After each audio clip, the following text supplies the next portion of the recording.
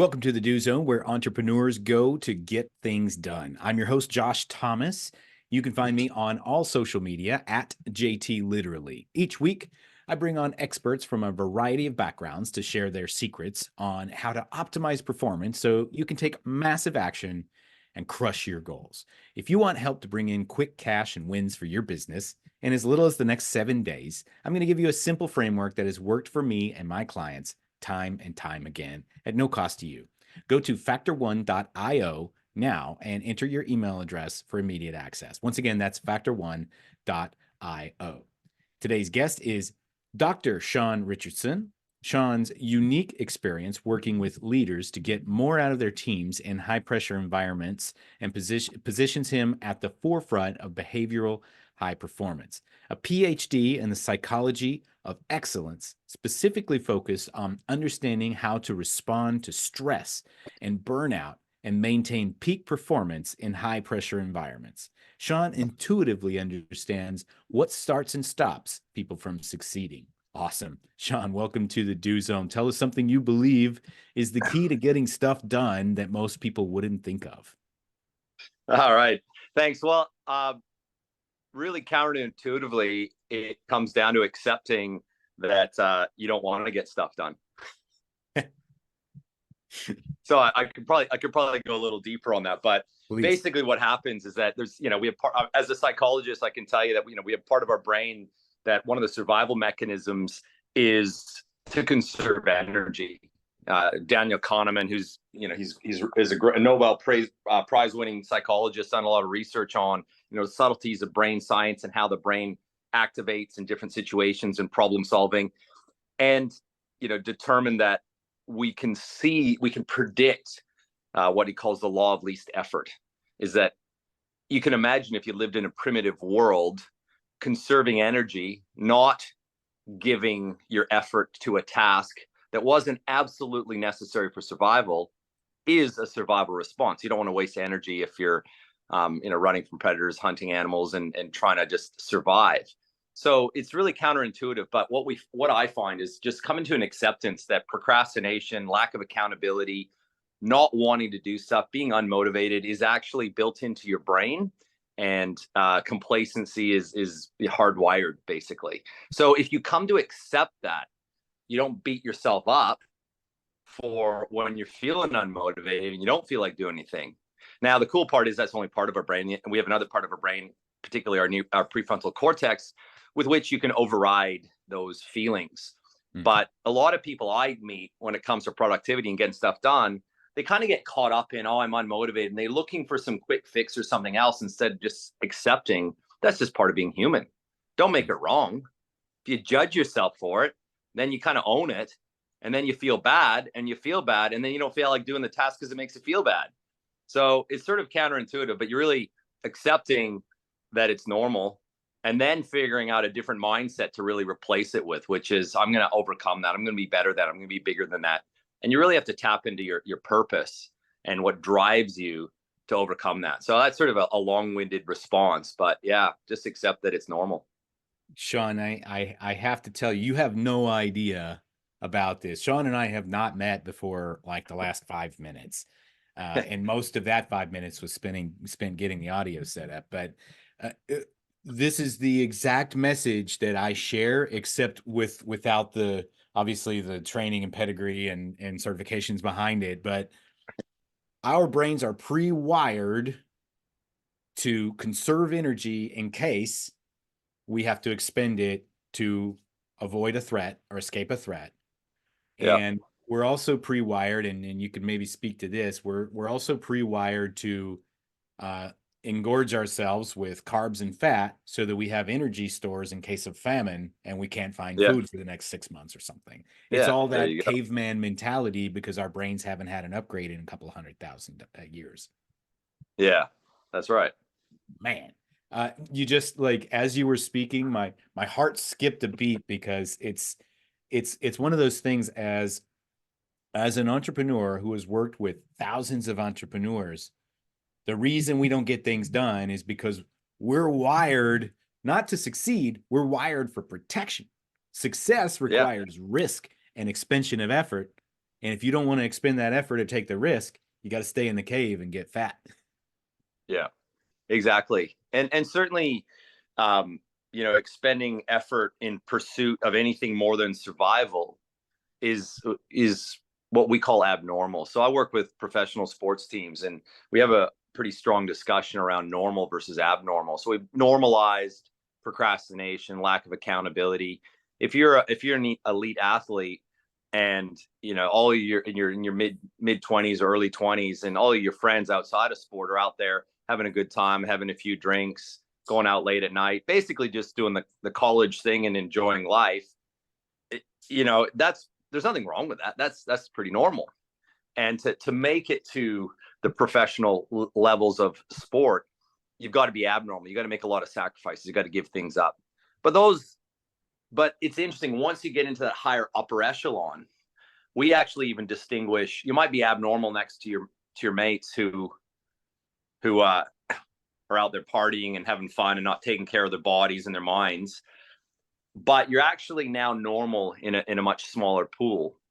And if you really want to be a high performer, you have to be abnormal in that small pool, which is kind of the next level. And this is where you love the stories of Tom Brady and Kobe Bryant and Conor McGregor, and you kind of get to that point where you understand that, like, that super elite level, the greatest of all time of any athlete, is another level. So we can talk about accepting normality and getting productive, but if you really want to talk about true high performance, it's way beyond normal, and you really have to do a lot of work with the mind to overcome that normality. So when we talk about that hardwired, sit in the cave, not do anything, if you want to be a high performer, it's more than just getting out of the cave. It's next level of really building this up, and you're starting to see that these days across sports with athletes, and how much they're doing work with psychologists.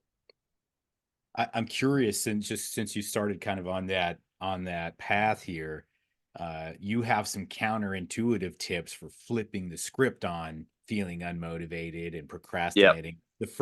The first big switch that we have to flip is obviously accept the fact that you are pre-wired to put things off because it's unnecessary expenditure of energy. Okay, Yeah. that's a survival instinct. Got it.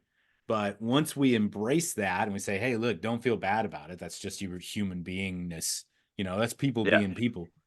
What are some steps that we can take to really turn things around and take control of this and own it? Well, I think the big one really, the biggest flipping the script has to do with how you deal with setbacks and failure. And if you're an entrepreneur and you're building your business, there's going to be a lot of failure along the way. There's going to be a lot of setbacks. There's going to be a lot of anticipation of, hey, this isn't going to work out. I didn't get good results in the past. How am I going to get results in the future? So our relationship to results is very important. And when you put yourself out there and you give 100% effort and you don't get a result, so whether that's your latest marketing campaign and it's crickets, like nothing comes in, you don't get any leads, or if you're an athlete and you've tried to make selection for the top team and you keep not making it, whatever it is, there's no doubt that failure, that rejection, leaves you in that emotional state. So you could say a state of disappointment or maybe a state of pain. And we talk about the brain wiring. The brain wants to avoid that again in the future, so it says, well, don't go there again, right? And so a lot of times I find, with even in my field of sport and performance psychology, the advice is often, you've got to be able to get calm and find a way to let go of your failures and put them in the past.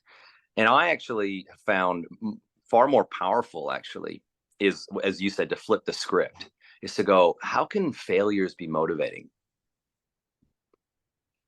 What can I do with a failure? How can I think? What's my mindset about a failure? Where I can flip the script on it so that I'm actually, when it happens, I get a little spark of motivation. And instead of that upset, avoidance, disappointment, I might get a little bit of that no matter what. I'm always going to feel a little bit of emotion around it. But how can I flip that very quickly into something that's motivating? And I call it the opportunity mindset. And it's, what's the opportunity in the failure? And so, I've get someone come to me and say, oh, I've been working on, I've been meditating, I'm working my breathing. I'm trying to let go of trying to get past those setbacks, those failures. And I said, well, consider this. And I asked that question, how can failure be motivating for you? Because once something's motivating, at least, because now we talk about your different parts of your brain, right? So your primitive brain is always holding you back, but we have this amazing prefrontal cortex, our creative brain, our thinking and our imaginative brain, that allows us to if we train it and practice it a lot, we can overcome that primitive brain. So you said, well, what's a thought process can help you there? And they go, oh, you know, usually people come to some insight that failure is an opportunity to learn or grow. Okay, well, that's pretty good. But even more than that, and this is probably, I'll give you a story just more from professional sport, but if you're trying to make the Super Bowl, and over here in Australia, it's the grand final and of football, and you're a young player and you've never played in one before. So if you can think, and you've got your debut, you're going out there, you're playing your first game, and you're really worried about failing. And I like to ask, do you think you're going to be perfect in your career? Are you going to be perfect as an entrepreneur? Are you going to succeed at every campaign, every pitch, every idea that you try to bring to market? Is it going to work? Is every moment of your sports career be perfect? And the answer is absolutely not. So it's going to be riddled with failure. So we come to accept that to begin with. But what do you want to be good at? Do you want failure to knock you flat, or do you want to be good at bouncing back from it? The only way to be good at bouncing back from failure is actually to practice bouncing back from failure. And then the only way to be good at like bouncing, and when is failure the worst? When can you imagine your worst failures? And when do you most need to bounce back is when it's most important to you. Well, if you're going to the Super Bowl and you've dropped, you're a receiver and you drop the pass, or in our game over here, you missed that shot at goal, or you're a defender and you had a shot kicked against you and the other team's up, and you're now at the Super Bowl or you're at the grand final, that pressure, where's your mind and your emotions going to be in those circumstances? If you haven't practiced bouncing back from failure when it didn't matter as much, you're not going to be ready for that moment when it matters most. So it's really kind of just flipping that script, going, all right, so when a failure happens, I mean, you don't love it, but you sit there and go, all right, I'm motivated because this is my chance to practice bouncing back. It's a as rep. fast as I can. It's another rep. Yeah. Let's get the reps in on this. And what I'm hearing when you're saying that is there's a lot of guys and athletes and entrepreneurs really have a lot of things in common. Yeah. Because it just takes an extraordinary amount of effort and focus and training when everybody else is doing something else. You got to be doing one thing.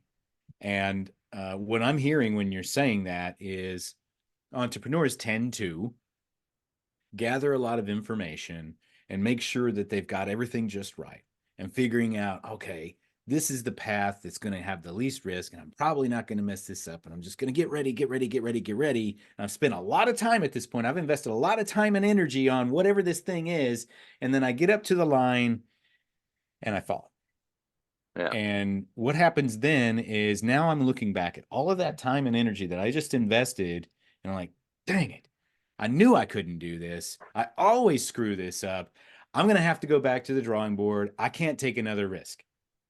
Yeah. Whereas the other guy who says, that seems like a good idea, let's give it a shot. And then he trips and he's like, whoop. He trips 3 or 4 times and he's like, no, wait, all right, I got it. Here we go. And he's done. He's already 10 miles ahead of you because he didn't let that failure weigh so much. Exactly. I heard what you were talking. Yeah. And it's like what you use the word risk. And for me, it's that failure can either teach you risk aversion, which interestingly is a vicious cycle, because when you have risk aversion, you're cautious. So you hold back, you conserve that bit of energy, you don't go 100%. And then because of that, the little bit less effort given to your process or whatever's going to get you to success means that you're more likely to fail again in the future, and becomes a self-perpetuating thing. Whereas, I've taught to a lot of athletes where the mindset before you even go in is fail going 100%. I mean, if you're going to fail, because it's going to happen at some point, you might as well do it going all out. Fail going 100%. I love that, Yeah. man. And so, tell me this, Sean, a little bit more about what you're doing, Yep. what you want to share with the world, and how people can learn more about you. Yeah, look, it's sort of interesting. I split my time between business and pro sports. So I've worked in professional football and Olympic sport for 22 years, helping teams and athletes to build cultures of high performance and individuals to find out how to get the best out of themselves in those high pressure environments as an athlete. And then in business, I do something similar. I do mostly executive coaching, where I'm working with executives and entrepreneurs on how to build themselves to be the best leaders they can be, how to build cultures of excellence in their teams. And but yeah, I've been doing that for a long time. I'm actually looking in the new year at building a bit of an academy, probably more for junior and college level athletes who want to go pro. So I've got 22 years of experience now working with the pros, and I think there's a fair bit of knowledge there to help those who want to get that accelerated jump start. So that's coming down the pipeline, which is something that I it's not out there public yet, but I'm really kind of getting excited about is building something to make a difference to those young athletes, give them that accelerated start on the mental side, and really the whole picture of being an elite professional from someone who's been working with them for 22 years. So that's coming down the pipeline. I wrote my PhD on dealing with stress and burnout and overtraining stuff in high pressure environments, and I've got a whole website dedicated to that called energyhealthinc.com, and so you can find stuff about me on there, and you can find me on LinkedIn. But that's me. I'm mostly just working away with top performers quietly in the background, but going to be out there pretty public with the Going Pro program pretty soon. Excellent. Excellent. I love that. And so where can we go to, what's one place you can send our audience to learn more about that? Oh, look, I think that it's not public yet, so I'll Okay. probably just send them to my LinkedIn. Yep. Okay. Yeah. Dr. Sean Richardson on LinkedIn. Yeah. Yeah. Excellent. I love that. So, hey, we're going to wrap up from here. Thanks so much to our guest, Dr. Sean Richardson, for joining us and sharing some wisdom about how he gets things done. If you want to connect with him directly, you can find him on LinkedIn, Dr. Sean Richardson. And whether you're on your morning commute, out in the gym, somewhere in the field, snap a selfie, tag me at JT Literally. Show me what you do in the do zone. And one more time, if you need a quick injection of cash in your business right now, I got a free gift for you. Just go to factor1.io, enter your email address. I'll give you immediate access to that. Know this, you are Factor One for your own success. Now let's get to work.